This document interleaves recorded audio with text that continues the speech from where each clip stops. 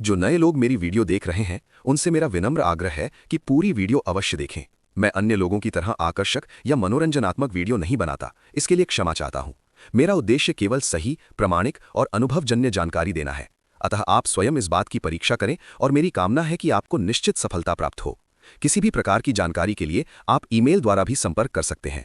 कुछ बताने से पहले मैं अपने सभी दर्शकों से निवेदन करता हूं कि यदि आपने अभी तक चैनल को सब्सक्राइब नहीं किया है तो कृपया सब्सक्राइब करें। यही आपका दिया हुआ एक छोटा सा अनुदान होता है। यदि आप पहली बार हमारा वीडियो देख रहे हैं और आपने सब्सक्राइब कर लिया है तो नीचे कमेंट में सब्सक्राइब अवश्य लिखें। जैसा कि हमारा स्पष्ट नियम है, हम प्रत्येक साधक की कुंडली का विश्लेषण पूर्णतः निःशुल्क करते हैं तथा उनके 2 प्रश्नों के उत्तर भी प्रदान करते हैं। इसके लिए कृपया टिप्पणी बॉक्स में अपना पूरा नाम, जन्म स्थान, जन्म समय और जन्म तिथि अवश्य लिखें। साधकों का निःशुल्क सामग्री के लिए चयन टिप्पणियों के माध्यम से ही किया जाता है। इसलिए वीडियो को लाइक करें, टिप्पणी करें, साझा करें तथा चैनल को अवश्य सब्सक्राइब करें, जिससे चयनित होने पर आपसे संपर्क किया जा सके। मंत्र प्राप्ति एवं मुझसे व्यक्तिगत रूप से संपर्क करने के लिए हमारे टेलीग्राम चैनल से अवश्य जुड़ें। अन्य अप्सराओं की तुलना में तिलोत्तमा अप्सरा की सिद्धि अपेक्षाकृत सरल मानी जाती है, अतः आज हम इसी की चर्चा करेंगे। इसे मैंने स्वयं वर्ष 1982 में सिद्ध किया था, किंतु वर्तमान में मेरी तिलोत्तमा अप्सरा सिद्धि निष्क्रिय हो चुकी है। इसका कारण यह है कि अप्सरा तिलोत्तमा द्वारा निर्देशित स्त्री से मेरा विवाह नहीं हो सका और माता पिता की इच्छा से मेरा विवाह किसी अन्य स्त्री से हो गया। इसके पश्चात तिलोत्तमा कभी भी साकार रूप में मेरे समक्ष प्रकट नहीं हुई और धीरे धीरे उसकी सुगंध भी आनी बंद हो गई। इससे ये स्पष्ट होता है कि जब सिद्धि प्राप्त हो जाए तब कुछ विशेष निर्देशों का पालन करना अत्यंत आवश्यक होता है। ये निर्देश सिद्धि के पश्चात स्वयं तिलोत्तमा द्वारा दिए जाते हैं। यहाँ ये कहना कठिन है कि वो साधक को क्या क्या निर्देश देती है, किंतु यदि इन निर्देशों का पालन नहीं किया गया तो सिद्धि नष्ट भी हो सकती है। मैं अमर्यादित विषयों में नहीं जाऊंगा, केवल इतना कहना पर्याप्त है कि अप्सरा तिलोत्तमा की सिद्धि के पश्चात साधक की अन्य कोई कामना शेष नहीं रहती। मैंने तिलोत्तमा सिद्धि पर पहले भी एक वीडियो बनाई थी, जिसके संबंध में अनेक प्रश्न प्राप्त हुए। उन्हीं प्रश्नों को ध्यान में रखते हुए इस वीडियो को बनाने की आवश्यकता पड़ी है, अतः इसे ध्यानपूर्वक देखें और समझें। मैं इसमें इसकी साधना विधि को विस्तार से समझा रहा हूँ। पूर्व में बनाई गई वीडियो में सिद्धि की विधि लगभग वही है, केवल मंत्र में परिवर्तन किया गया है।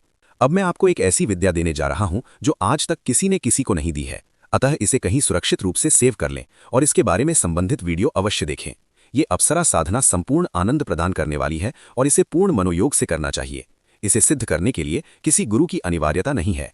तिलोत्तमा सिद्धि से प्रचुर यौन ऊर्जा, आत्मबल और मनचाही शक्ति की प्राप्ति होती है। साधना प्रारंभ करने से पूर्व सर्वप्रथम अपनी जन्मतिथि की राशि अर्थात चंद्र राशि के अनुसार शुभ मुहूर्त का चयन करें। यदि इसमें कोई कठिनाई हो तो किसी योग्य ज्योतिषी से परामर्श लें या सीधे मुझसे संपर्क कर शुभ मुहूर्त पूछ सकते हैं।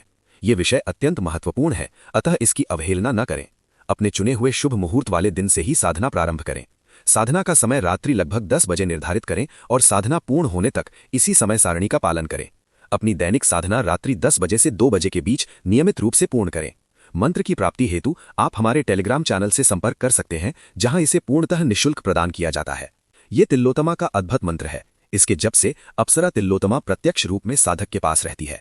21 दिन की संपूर्ण साधना कर लेने के बाद केवल 5-7 बार मंत्र जप कर ध्यान आरंभ करें। यदि ध्यान में मन भटके तो कुछ क्षणों के लिए पुनः मंत्र जप करें। शीघ्र ही साधक को आभास होने लगता है कि मंत्र जप के प्रभाव से अप्सरा तिलोत्तमा उसके साथ है। साधना के लिए आसन ठीक से बिछाकर पूर्व दिशा की ओर मुख करके बैठें।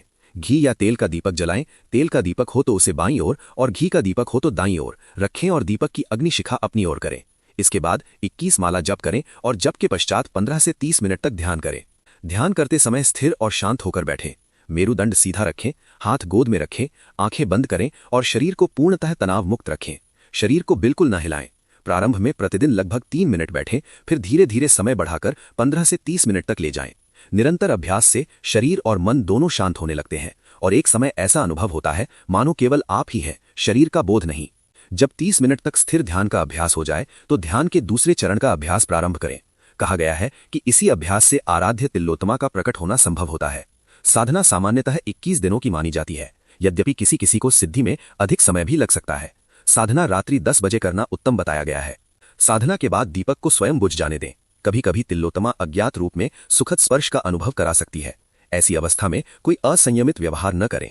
कहा गया है कि तिलोत्तमा साधक की इच्छा समझकर उसी के अनुरूप कार्य करती है।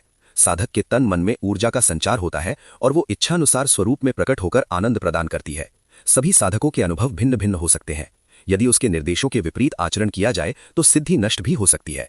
साधक उसे मित्र, पत्नी या किसी अन्य स्वीकृत संबंध के रूप में मान सकता है, पर उस संबंध का पालन संयम और सम्मान के साथ करना आवश्यक है। 21 दिनों के जप के बाद कुल जप संख्या का दशांश हवन करना, तर्पण मार्जन करना तथा आवश्यकता होने पर विद्वान की सहायता लेकर दान दक्षिणा देना बताया गया है। सिद्धि पूर्ण होने पर तिलोत्तमा स्वयं प्रकट होकर संबंध और नियमों के विषय में संकेत देती है। यदि 21 दिनों में साधना सफल न हो तो संबंधित अन्य मार्गदर्शन देखना और दृढ़ निश्चय बनाए रखना आवश्यक माना गया है। बताए गए निर्देशों का पालन करने पर साधना की सफलता का विश्वास व्यक्त किया गया है। जीवन में बदलाव लाने वाली साधनाओं को जानने के लिए अभी जुड़ें हमारे टेलीग्राम चैनल तंत्र केंद्र से। अगर आपको ये वीडियो पसंद आया हो तो इसे लाइक और शेयर करें और साधना, तंत्र एवं माला से जुड़ी और जानकारी के लिए हमारे टेलीग्राम चैनल तंत्र केंद्र से जुड़ें। लिंक नीचे डिस्क्रिप्शन में दिया गया है।